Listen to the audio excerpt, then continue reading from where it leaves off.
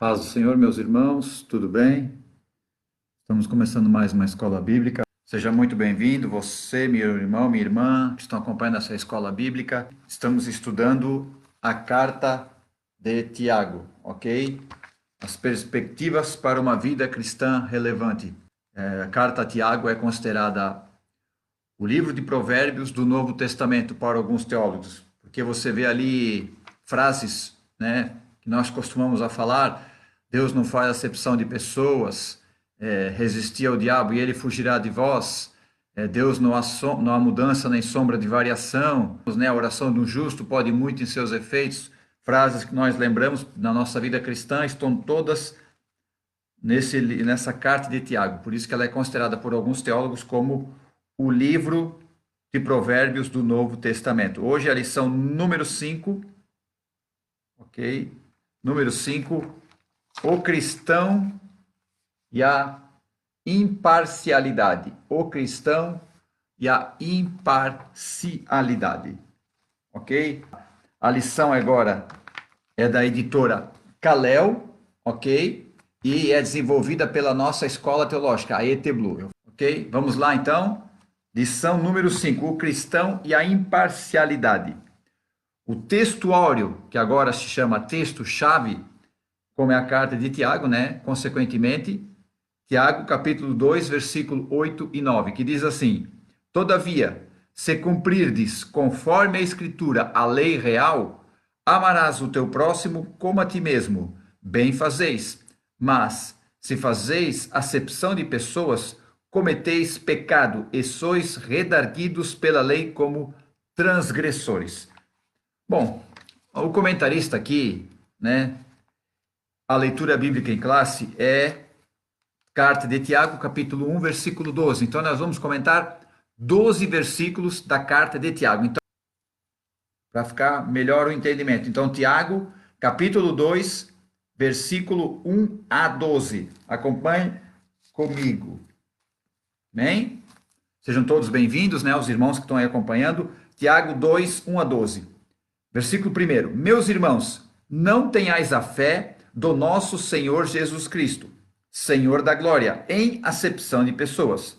Porque se no vosso ajuntamento entrar algum homem com anel de ouro no dedo, com vestes preciosas, entrar também algum pobre com sórdida vestimenta, e atentardes para o que traz a veste preciosa, e lhe disseres, assenta-te aqui, num lugar de honra, e dissertes ao pobre, tu fica aí em pé, ou assenta-te debaixo do meu estrado.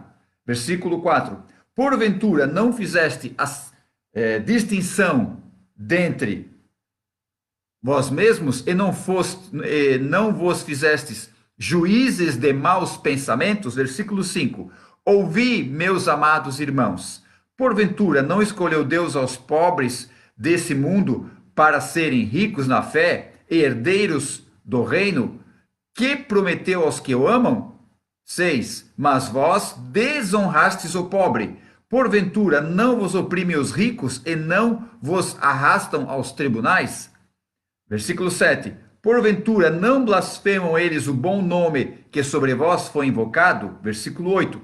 Todavia, se cumprirdes conforme a Escritura, a lei real, amarás o teu próximo como a ti mesmo, bem fazeis. Versículo 9. Mas, se fazes acepção de pessoas, cometeis pecado, e sois redarguidos pela lei como transgressores. 10. Porque qualquer que guardar toda a lei e tropeçar em um só ponto, tornou-se culpado de todos. 11. Porque aquele que disse, não cometerás adultério, também disse, não matarás. Se tu, pois, não cometerdes adultério, mas matardes, então serás feito transgressor da lei. 12. Assim falai e assim procedei, como devendo ser julgados pela lei da liberdade. Ok? Então hoje o tema é o cristão e a imparcialidade. O que é imparcialidade? Bom, imparcialidade é a pessoa que é imparcial. O que é um camarada imparcial? Um camarada imparcial é aquele camarada que é justo, que é reto, e em outras palavras, tem meu camarada que é neutro. Ele sabe muito bem como fazer, como distinguir as pessoas, como atender todas as pessoas de uma maneira correta. Tiago, ele traz agora, a partir do capítulo 2, a contradição que havia naqueles irmãos ali, nos cristãos judeus que estavam ali dispersos pelas nações gentias.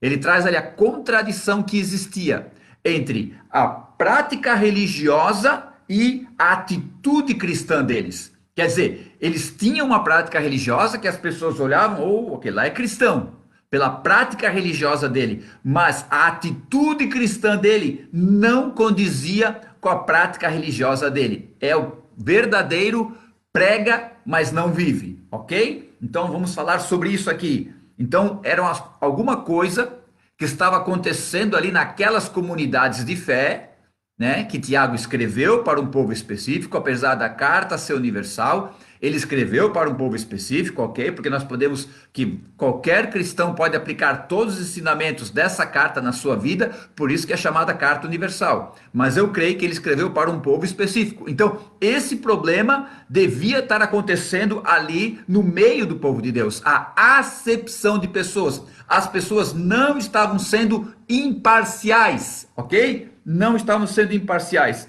Então, a parte 1 da lição. Não faça acepção de pessoas. Então, a parte 1 da lição. Não faça acepção de pessoas. Tópico 1 da parte 1. A incompatibilidade da fé em Jesus e a parcialidade. Aí, quer dizer, algo que é incompatível, algo que não bate, algo que não fecha. A fé em Jesus e a parcialidade. Então, não pode ser parcial. A fé em Cristo não te faz ser parcial, tu é imparcial, ok? Então olha como Tiago começa o capítulo 2. Vamos lá. Capítulo 2, versículo 1. Meus irmãos, não tenhais a fé de nosso Senhor Jesus Cristo, Senhor da glória, em acepção de pessoas. O que ele está dizendo? Irmãos meus, como minha comunidade que eu conheço, que eu participo, que eu tenho comunhão, não tenhais a fé do nosso Senhor Jesus Cristo em acepção de pessoas. O que Tiago está querendo dizer? Ele está querendo dizer o seguinte, vocês que creem em Jesus, não tratem as pessoas de forma diferente por causa da aparência delas. Vocês que creem em Jesus, não tratem as pessoas de uma forma diferente por causa da aparência delas. E olha o que ele diz, na acepção de pessoas. A palavra acepção quer dizer o quê? Parcialidade, favoritismo. Então, entrava alguém na igreja, entrava alguém ali, por isso que ele fala. Então, eles estavam sendo parciais. Entrava duas pessoas na comunidade de fé, eles tratavam uma de um jeito, outra de outro jeito. Havia uma parcialidade ali. Havia. E o que ocasionava essa parcialidade, essa acepção, esse favoritismo? Aí, Tiago fala, tópico 2 da parte 1, o rico e o pobre. Ele usa um exemplo muito forte. No versículo 2, no versículo 1 ele diz, não tenhais a fé do nosso Senhor Jesus Cristo em acepção de pessoas, ok? Por quê? Aí no versículo 2 ele fala, por que eles estavam fazendo acepção? Por que eles estavam sendo parciais? No versículo 2 Tiago explica, porque se no vosso ajuntamento, isso é, na vossa reunião, entrar algum homem com anel de ouro no dedo, com vestes preciosas, entrar também algum pobre com sórdida vestimenta. Então, olha só, por isso que é considerado um livro de provérbios, que ele faz umas comparações ali para nós meditar, para nós pensar. Então, ele diz assim, entra um rico e um pobre. Esse texto ali, vestes preciosas, quer dizer deslumbrantes. Então, se entra alguém com aquele terno, né? Aquele terno parece que não... Até corta assim o vinco dele de tão perfeito que é, aquele brilho, aquele broche aqui no paletó, né? Aquele cabelo perfeitinho, né? Entra alguém assim com aquelas vestes resplandecentes e entra alguém ali, só vou usar um exemplo, né? Com uma roupa mais humilde, mais simples. Bom, tem gente que vai dar atenção pro camarada que entrou de terno, paletó e gravata. Tem gente sim. Tem gente que vai dar atenção. Então, assim, ó, se você vê entrar um rico, aqui está usando a questão da financeira, tá? A questão material. Mas eu estou usando um exemplo de vestes. Se entrar um rico com vestes preciosas e um pobre, quer dizer, esse pobre quer dizer uma pessoa mais humilde. E esse termo andrajoso que está aqui na lição, tá? Esse andrajoso quer dizer esfarrapado, ok? E às vezes tem pessoas que entram no meio da nossa comunidade de fé, pessoas que estão ali desesperados, beberam, sei lá o que, né? Fizeram as coisas erradas, aí estão passando na frente da igreja e olham ali, poxa, essa igreja, eu vou entrar aqui nessa igreja. Aí não tem ninguém para dar um abraço no camarada. Mostra que o amor de Cristo na vida, na tua vida. A grande questão é o odor do pecado, o cheiro do pecado. Eu posso ter entrado, eu entrei numa igreja, a vez que entrei numa igreja evangélica, eu tomei banho, beleza, fui bem cheirosinho. Mas por mais perfume que eu passasse, o cheiro do pecado estava ali em mim. O cheiro, esse cheiro não tem sabonete, não tem shampoo, não tem perfume que tire. Eu estava com esse cheiro. Tá entendendo? Então, pior do que o cheiro do ser humano tá sem tomar banho é o cheiro do pecado. Então, quando entra aquele camarada ali, por mais banho que ele tomou, por mais cheiroso que ele for, e chegar um cara que está 2, 3 dias sem tomar banho, o cheiro do pecado nos dois é o mesmo. Se o rico falar, hoje eu vou para a igreja, vou para o culto, vou para a missa, eu vou lá para a reunião de fé, eu vou lá. O rico falar, eu nunca entrei, hoje eu vou lá. E se entrar um cara que está 3, 4 dias sem tomar banho, entrar um rico que se perfumou com os melhores perfumes, o cheiro do pecado dos dois é igual. Então entra duas pessoas ali na reunião. Uma bem vestida e outra mal vestida. Então é isso que está querendo dizer. Se entrar um rico e um pobre, aí o juízo de valores de vocês vai ser diferente. Então olha só, isso que ele fala no tópico, na parte 3 do tópico 1. Juízo de valores sendo feito de forma errada. Então é o versículo número 4. Versículo número 4, olha só, versículo número 4. Porventura, não fizeste distinção dentro de vós mesmos e não vos fizeste juízes de maus pensamentos? Então, olha o que está querendo dizer. Se entrar um bem vestido e um mal vestido, e vocês fizerem distinção, acepção de pessoas, não fizesse juízo de maus pensamentos, o que ele está querendo dizer? Vocês vão estar fazendo diferença. Os pensamentos de vocês foram maus. Fácil a gente voltar a fazer, tá? Não estou querendo dizer aqui que eu sou o bonzão, não.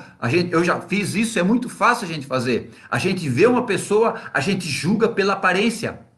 A gente julga pela aparência, ok? A gente é assim, irmãos. A sociedade é assim.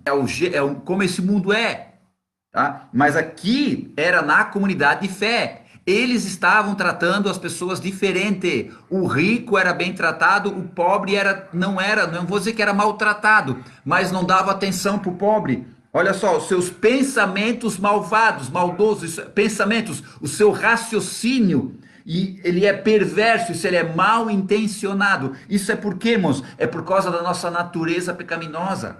A carta de Tiago já começa a tratar disso, da nossa natureza pecaminosa. Então, por isso que eles, quando olhavam, por causa dessa forte tendência pecaminosa, o judeu ele tinha muito essa coisa da aparência. Porque, pensa, antes de Jesus começar o seu ministério, o que era o foco das pessoas? Eram os sacerdotes lá no templo. O templo de Herodes poderia ser tranquilamente uma das 7 maravilhas do mundo, era muito incrível, ok? E aí vinham aqueles sacerdotes. Vem aquele sacerdote, aquele paramento, aquela roupa, aquela tábua aqui com as 12 pedras, aqui assim, a mitra, aquele cajado. Pensa, no templo de Herodes, que era uma coisa fabulosa, abrindo aquelas portas e saindo aqueles sacerdotes, né, com aquele cajado, aquela coisa assim, né? Pensa, então chamavam muita atenção. Então o judeu tinha muito forte isso nele, da aparência, aquilo que representava, ok? Aí já reaparece ali um camarada que é filho de um carpinteiro, pregando, né, pregando e as pessoas correndo atrás dele.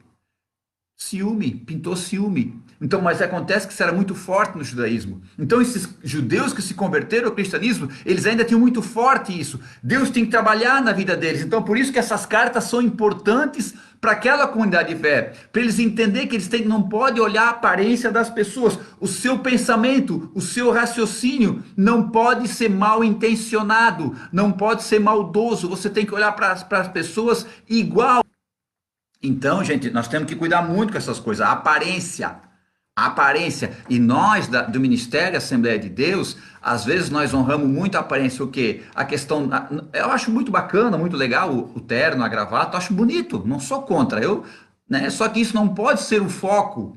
As pessoas não podem olhar para mim por causa do meu terno, da minha gravata, né? As pessoas têm que olhar para mim aquilo que eu tenho. Tá entendendo? Aquele paralítico lá na porta do templo Formosa, 40 anos lá, o cara tinha 40 anos, estava lá. O sacerdote passou por ele, o sumo sacerdote passou por ele, o levita passou por ele. Ninguém. Aí chega dois pescadores iletrados e dizem assim: eu não tenho prata, não tenho ouro. Podia ter dito assim: ó, eu não tenho teologia, eu não tenho conhecimento, eu não fiz faculdade, mas o que eu tenho eu te dou. Levanta e anda. Tá entendendo? Então o exterior nosso pode ser bonito. Eu não discordo disso. Não estou aqui dizendo para tu ir de bermuda, estar de dedo para o culto. Não! Mas entenda que isso não pode significar aquilo que tu tens com Deus. Bem, então as pessoas olhavam aqui, nessas comunidades, mais para a aparência do que propriamente pelo que as pessoas eram, principalmente os que entravam ali. É isso que Tiago diz. Aí ele diz uma coisa dos pobres, gente, que eu acho fantástico, que é a parte 2 da nossa lição. Deus escolheu os pobres desse mundo, que é a parte 2 da lição. Deus escolheu os pobres desse mundo. Mas como assim Deus escolheu os pobres? E os ricos? E os classe média, né? Nós, no caso aqui, que estamos aqui ouvindo essa lição. E os classe média? Como é que fica? Deus escolheu só os pobres, então eu pegar, vou vender tudo, vou morar debaixo da ponte. Vamos levar minhas filhas, minha esposa, vão morar embaixo da ponte, então nós vamos ser salvos. Deus escolheu os pobres desse mundo. Irmãos, se a própria palavra diz que Deus não faz acepção de pessoas, Romanos capítulo 2, versículo 11, porque para Deus não há acepção de pessoas, então aqui não quer dizer literalmente que Deus fez acepção e escolheu só os pobres, escolheu só os ricos. O que, penso eu, que Tiago está querendo dizer, não é que Deus escolheu os pobres. Ele diz aqui no versículo 5, ouvi, meus amados irmãos, porventura não escolheu Deus aos pobres deste mundo, aí ele explica, para serem ricos na fé, herdeiros do reino que prometeu aos que o amam, tá entendendo? Então, quando diz Deus escolheu os pobres desse mundo, entende uma coisa, meu irmão? Assembleia, vamos falar da Assembleia de Deus, né? Mas o irmão que se converteu há 50 anos atrás, vamos colocar aqui, como é que era naquela época? Não tinha essa estrutura que tem hoje. Não tinha toda essa condição financeira, claro que agora deu uma balada, né? Mas não tinha essa condição financeira que tem hoje. Não tinha. Hoje, você pode declarar ali uma situação para os irmãos vão fazer uma vaquinha, né? Vão ajudar, se alguém precisa fazer alguma coisa, vão ajudar, vão se unir, porque é um grupo grande de cristãos, mas naquela época, há 50 anos atrás, não tinha, era na oração. Via um problema, via uma dificuldade, era na oração. Era crendo em Deus, era crendo no poder de Deus. Então, olha só, por quê? Porque eles não tinham condições. Era só Deus e Deus, não tinha mais ninguém para recorrer. Se via uma situação, era só Deus. Não tinha plano B, não tinha lado B, era só Deus que tinha para recorrer. Então, quando o Tiago pensa, entendimento meu, quando o Tiago está dizendo, Deus escolheu os pobres desse mundo, olha o que ele diz, né? Ele escolheu os pobres desse mundo para serem ricos na fé, herdeiros do reino que prometeu aos que o amam. Irmão, Jesus falou uma parábola ali, a mulher pecadora estava ungindo os pés de Jesus, Jesus falou a parábola, acho que para Simão, Simão, um devia 50, outro devia 500, ok? Quem foi mais perdoado? O que devia 50 ou o que devia 500? Não, o que devia 500 foi mais perdoado. Então entenda, aí Jesus fala, então esse amou mais. Então o pobre, irmãos, ele ama mais porque ele sabe que ele é totalmente dependente de Deus. Tá entendendo? E aí Deus vendo a humildade, a sinceridade do coração dele. Por isso que ele diz: Deus escolheu os pobres desse mundo para serem herdeiros. Herdeiros, o rico não é que o rico não é herdeiro. Não é que o camarada, o Bill Gates, se ele se converter, não é herdeiro. Ou Elon Musk, né, que é um dos homens mais ricos do mundo. Tá entendendo? Então, aí um camarada desse vai precisar de Deus, vai pensar em Deus. Como é que um camarada que tem tanto dinheiro que ele vai pensar em Deus? Não. É muito difícil. É muito difícil acontecer o Zaqueu. Pode acontecer? Pode. Vai acontecer, acontece. Então, irmãos, Deus escolheu os pobres, por quê? Porque Deus sabia que eles o amariam mais. E interessante que na época de Jesus havia um conceito dos ricos, que o rico era o cara que Deus amava, era o cara que Deus gostava, era o rico. Tá entendendo? Se a pessoa era pobre, era doente, era um cara que era desgraçado, era uma pessoa que era amaldiçado por Deus. Deus não estava nem aí para esse cara. Então, quando Jesus vem, chega e diz assim: bem-aventurados os pobres de espírito, porque deles é o reino dos céus. Aleluia. Glória a Deus. Já pensou? Aí tu vê Jesus orando, encostando no leproso, orando pelo leproso. Tá entendendo? Então, olha só, Jesus veio quebrar todo um conceito religioso, irmão. Quando Jesus chegou, ele quebrou todo o conceito religioso. Ele contou a parábola do fariseu e publicano lá orando no templo. O fariseu dizia assim, ó: Senhor, eu te agradeço, porque eu não sou como os demais homens, eu não sou ladrão, não sou adúltero, eu jejuo 2 vezes por semana, dou dízimo de tudo que possuo. Ô crentão, né? Esse é o... Meu Deus, vamos lá. Eu jejuo, dou dízimo de tudo que eu possuo, não sou como esse aí, ó. Como esse aí, pecador, que era o publicano. E o publicano estava mais atrás, assim, ó, com a cabeça baixa, batendo a mão no peito e dizia: Senhor, tem misericórdia de mim, que sou pecador. Aí Jesus fala: quem saiu justificado? A palavra justificada ali no original quer dizer inocentado. Então Jesus disse: quem saiu inocentado? O fariseu, que jejuava, dava dízimo e não se achava o pecador, ou aquele que se achava o pecador? O que se achava o pecador. Porque a primeira coisa que Deus quer, gente, é arrependimento. Arrependimento. E Tiago estava combatendo muito forte essa coisa da questão religiosa, que as pessoas tinham uma prática religiosa, mas não viviam aquilo que aquilo que elas pregavam. Eram muito certinhos na religião, mas vida cristã, zero. Zero. Por isso que eles, olha, vocês, o que vocês estão fazendo? Parte 2 do tópico 2. O que vocês estão fazendo? Vocês estão desonrando os pobres, que é a parte 2 ali. Desonra aos pobres e sua consequência, que é o versículo 6 e 7. Olha só, versículo 6 e 7. Vós desonrastes o pobre. Porventura não vos oprimem os ricos e não vos arrastam aos tribunais? Porventura não blasfemam eles o bom nome que sobre vós foi invocado? Olha só, Tiago, ele fala assim: entre um rico vocês tratam bem, entre um pobre vocês tratam de qualquer jeito. Aí vocês estão desonrando o pobre. Essa palavra desonrar quer dizer não deram o valor que ele merecia, que era uma alma importantíssima, uma alma valiosa. Se uma alma vale um mundo inteiro, Jesus não falou de condição financeira, não falou de posição social, não falou de nível de conhecimento, Jesus falou simplesmente a alma. Então, seja do rico, seja do pobre, todas elas valem o mundo inteiro. Todas elas valem um mundo inteiro. Tá entendendo? Mas aqui ele está dizendo assim, ó, vocês desonraram os pobres. E ele diz porque os ricos levavam eles para os tribunais, levavam eles para situações difíceis e blasfemavam, isso é, negavam o nome de Cristo, negavam a fé deles. Então eles queriam honrar os ricos e ainda assim os ricos tratavam eles mal e os pobres que eles deveriam honrar, não honravam. Quer dizer, não davam o valor que o pobre merecia. Eles estavam fazendo acepção de pessoa. Irmão, isso é muito fácil acontecer. Eu estou falando de novo. É muito fácil você fazer acepção de pessoa. Olha, então, olha só a comparação que ele faz do que o rico fazia. Versículo 7. Porventura, não blasfemam eles o bom nome que sobre vós foi invocado? Não blasfemam o bom nome que sobre vós foi invocado. Quer dizer, o nome do Senhor Jesus era blasfemado por esses caras. E eles queriam que fosse tratado bem. Só por causa, talvez, do dinheiro, da honra. Gente, tem muitas pessoas vivendo na casa do Senhor de forma enganosa.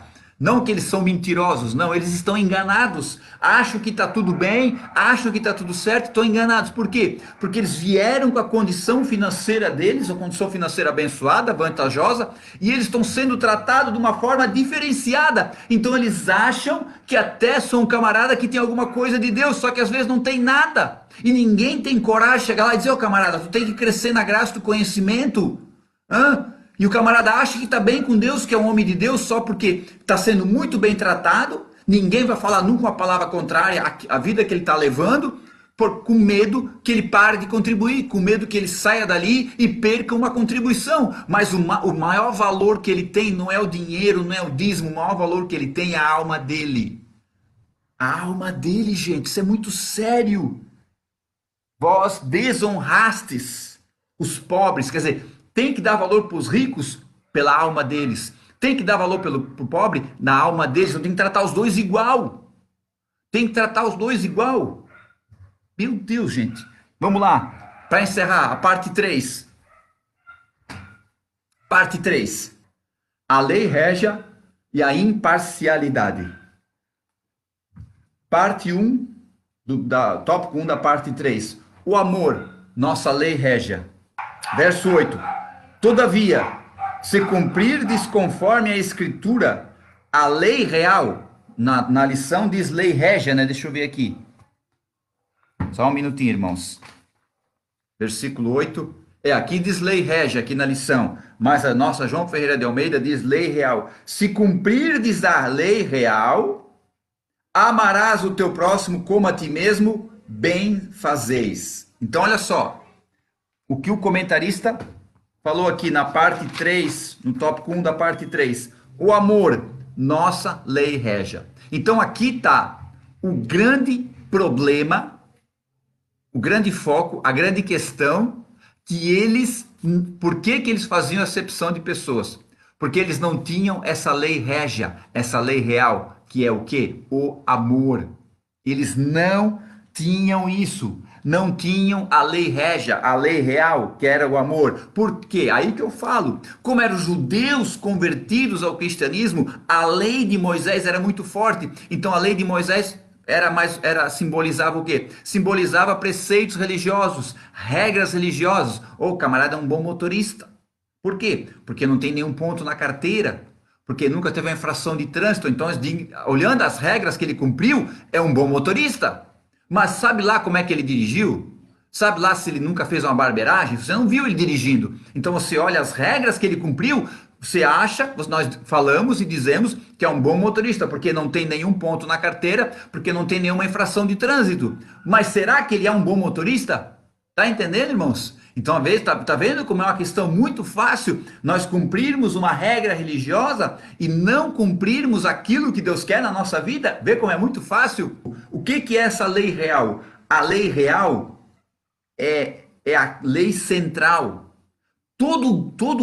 Com todo grupo de leis, eles têm uma lei central. Eles têm uma lei que rege, uma lei que é o ponto central, que é o foco central. Né, tem todas as leis daquela organização, né, daquele grupo, daquela sociedade, mas todas essas leis têm uma lei central, uma lei que rege. Então, isso que é a lei real. E qual é a lei real? É o amor. Olha o que o Paulo fala, Romanos capítulo 13, versículo 10. O cumprimento da lei é o amor. O que é cumprimento? É o completo, é o pleno. Então, tu quer completar a lei? É o amor. Paulo está dizendo assim, o cumprimento da lei é o amor. Os 10 mandamentos. Os 10 mandamentos. Vamos lá. São 10 mandamentos. 4 mandamentos é o homem com Deus. E 6 mandamentos é o homem com o homem, isso é, com o seu próximo. Então, olha só os 4 mandamentos que falam do relacionamento do homem com Deus. Não terás outros deuses, não adorarás imagens, não usarás o nome de Deus em vão e vais guardar o sábado. Os 4 mandamentos que falam do relacionamento do homem com Deus e do homem com o homem, do homem com o seu próximo. Primeiro, honrar pai e mãe. Não matarás, não adulterarás, não furtarás, não dirás falso testemunho, não cobiçarás. Aí chegaram para Jesus os 10 mandamentos e mais 600 preceitos, tá? É um conjunto enorme na lei mosaica. Aí chegaram para Jesus e falaram assim, ó, Jesus, qual é o grande mandamento? Aí Jesus falou, amarás o teu Deus com todo o teu entendimento, com todo o teu coração, com toda a tua alma. Amarás o teu Deus, o primeiro grande mandamento. Então ele citou os 4 mandamentos que relacionam do homem com Deus, certo?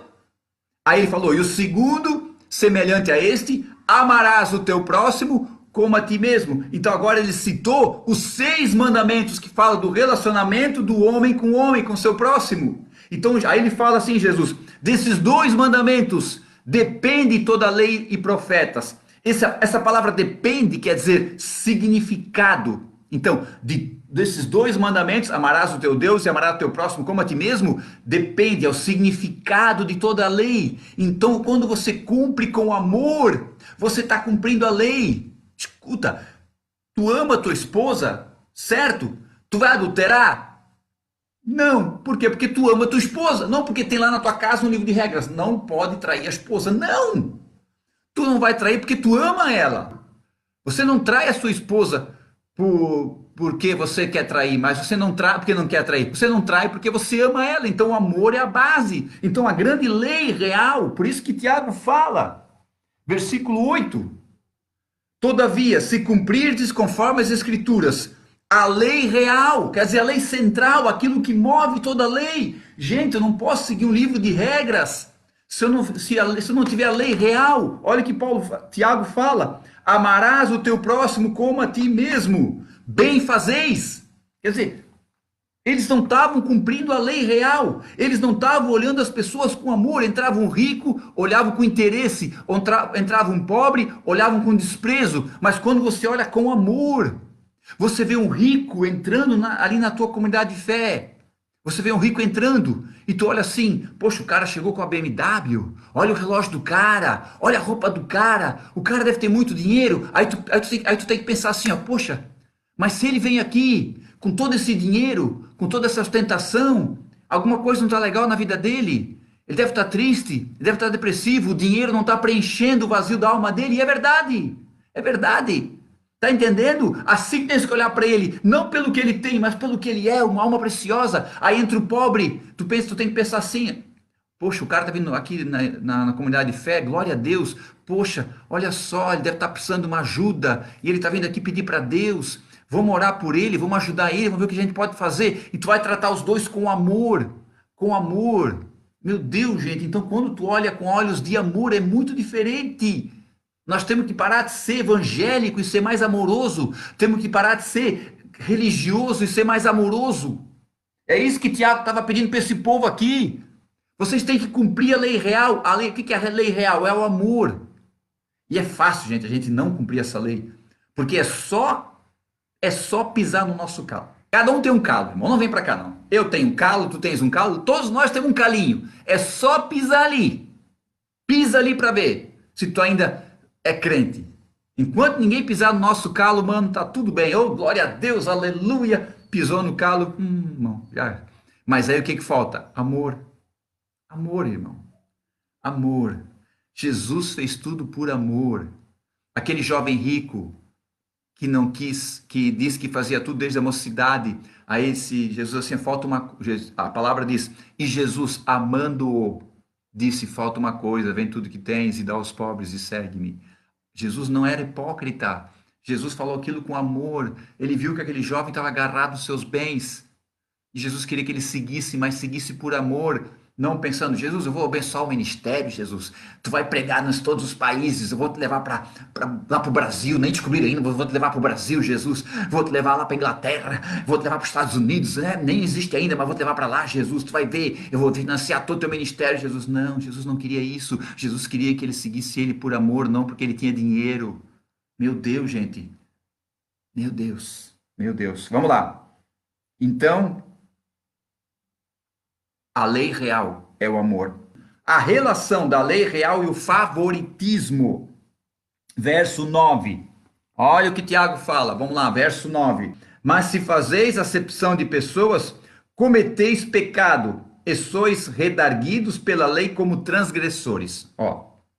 Olha o que Tiago, ia dizer Paulo de novo, né? Olha o que Tiago fala no versículo 8. Todavia, se cumprirdes a lei real. E olha no versículo 9, mas se fizerem acepção de pessoas. Então, no 8 diz assim, ó, se cumprirdes a lei real. E no 9, se fizerdes acepção de pessoas. Então, cada um tem uma consequência. Se cumprirdes a lei real, fazeis bem. Se fizerdes acepção de pessoas, sereis considerados transgressores. O que é um transgressor? É um culpado, um pecador culpado. Então, olha só, irmão. E Deus conhece o coração do camarada. Não adianta, irmão, pode chegar, tu pode aparentemente tratar os dois bem, mas lá no teu coração, Deus não fechou, não gostei desse cara. Não gostei dele. Não conheço, nunca falei com ele, mas não gostei, irmão. Não faz, não faz. Vamos pedir misericórdia de Deus, o Espírito Santo aí para nos ajudar. Se Gálatas 5:22 diz, mas o fruto do Espírito é amor, temperança, domínio próprio, toda aquela coisa, tudo aquilo ali, né? Mas o fruto é de quem? Do Espírito, mas é em quem? Em nós.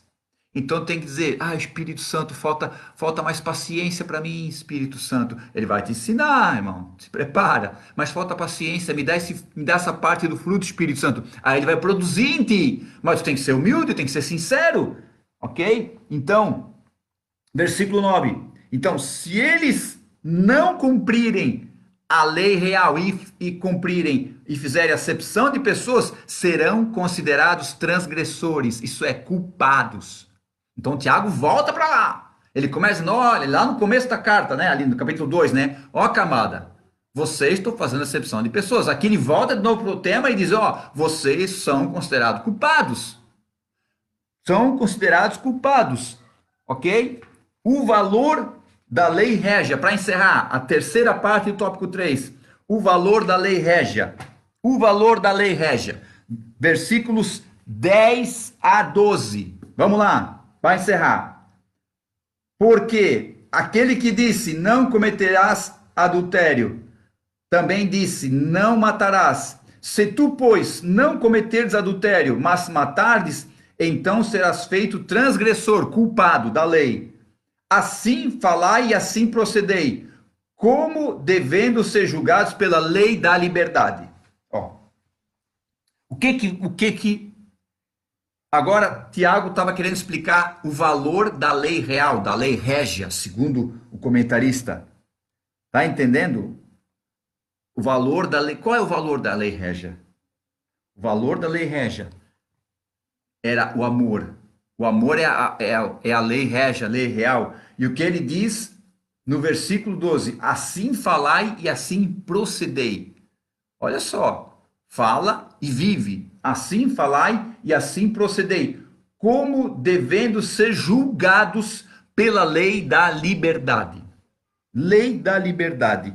Um rabino falou que o homem só é livre quando ele estuda e vive o Torá. Mas na verdade o Torá é um jugo terrível. O Pentateuco de Moisés é um jugo terrível no ser humano. Ele não consegue viver aquilo ali, gente. É impossível. Pelas obras da lei, o homem não consegue ser justificado, isso é, inocentado. E eles dizem que o homem que cumpre, que estuda o Torá e tenta e vive ele é um homem livre. Não é. Não é. Porque quando eu dou um livro de regras para ti, um livro de regras, e tu precisa cumprir esse livro de regras, irmão, isso é um jugo terrível. É um jugo terrível. Vamos lá. O que é essa lei da liberdade? Sereis julgados pela lei da liberdade. A lei da liberdade é aquela lei interior, tá? É a lei interior que te move, que mexe contigo. Tem pessoas aqui que não eram convertidas. Eu e mais alguns, né? Não eram convertidos. Vocês tinham uma lei interior que movia vocês, que era aquilo que dizia para vocês o que é certo e o que é errado. Era a lei da liberdade de vocês. Só que quando você aceitou a Cristo como Salvador e o Espírito Santo veio fazer morada dentro de você, essa lei mudou. Essa lei da liberdade mudou. O que agora tu tens essa nova lei da liberdade, tu sabe que aquela lei que tu tinhas antes não era uma lei da liberdade. Ah, eu posso fazer o que eu quiser, né? Posso fazer o que eu quiser. Aquela lei da liberdade que tu tinhas antes, tu entende que era uma lei que te aprisionava. Agora sim tu entendes uma lei da liberdade, mas que lei da liberdade é essa? Olha só, Ezequiel capítulo 36, versículo 26 e 27. Ezequiel capítulo 36, eu gosto muito desses dois versículos. Capítulo 36, versículo 26 e 27. Olha o que diz o texto.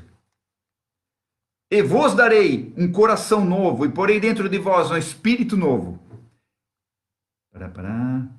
E tirarei o coração de pedra de vossa carne, e vos darei um coração de carne. E porei dentro de vós o meu espírito, e farei que andeis nos meus estatutos, e guardeis os meus juízos e os observeis. Olha só, eu vou tirar o coração de pedra e vou colocar um coração de carne. Eu vou colocar o meu espírito. Aí sim, vocês vão cumprir os meus estatutos, os meus juízos e vão guardar eles. Por quê? Porque agora mudou a lei da liberdade que está dentro de ti, camarada. Jeremias, capítulo 31, versículo 33. Olha só que lindo. Jeremias capítulo 31, versículo 33. Mas este é o concerto que farei com a casa de Israel depois daqueles dias, diz o Senhor. Porei a minha lei no seu interior e escreverei no seu coração, e eu serei seu Deus e eles serão meu povo. Aleluia! Glória a Deus. Está entendendo como é que funciona? Está entendendo? Porque o Espírito Santo tem que fazer morada dentro de ti. Agora existe uma lei da liberdade. Não é que tu não é obrigado a seguir. Tu segue porque tu quer, porque tu é livre para seguir.